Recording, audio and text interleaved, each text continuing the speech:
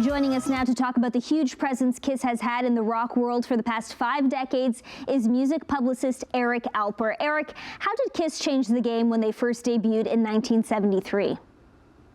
It required all bassists to have a tongue that's at least 2.5 feet long.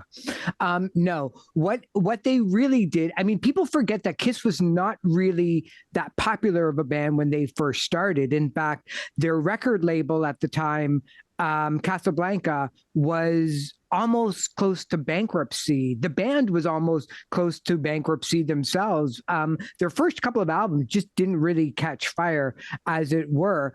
It took a live album in 1975 called Alive that sold over 1 million records that saved both the band and the record label. And then from that point onward, they were really selling the concept of what Kiss was all about. What they really were was, for a while, a long while, a very long while, probably the most exciting live rock and roll band that anybody has ever seen.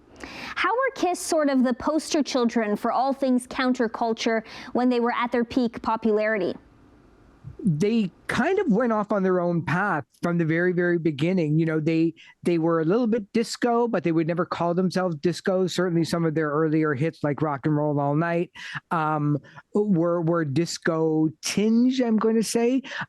They definitely had no problem writing songs for women. They did ballads like Beth that went to the top of the charts.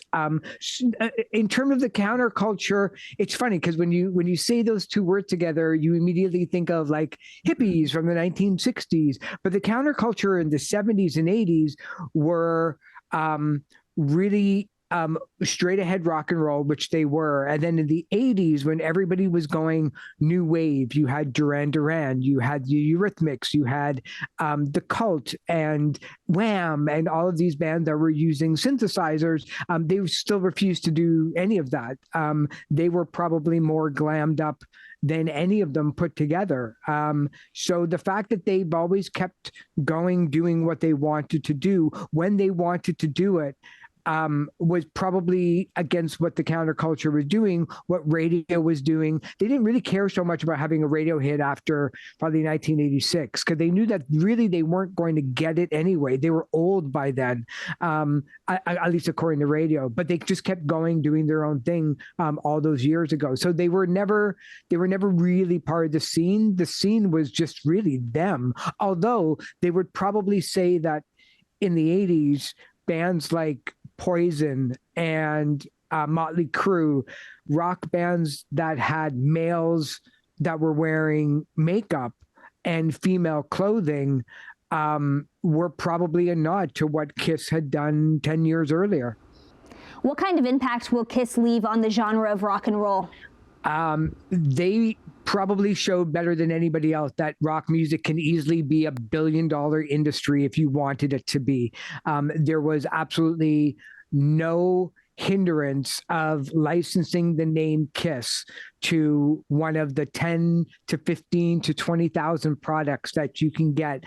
From Kiss diapers to Kiss coffins, from literally birth to death, you have merchandise available for Kiss. You didn't really need to concern yourself so much with how big the record was in terms of radio or in terms of record sales. The most important thing was how many people saw you that night perform, how much money did you make at the door, and how much merchandise did you sell afterwards? Although that was kind of a byproduct of having 20,000 people a night coming to see you play.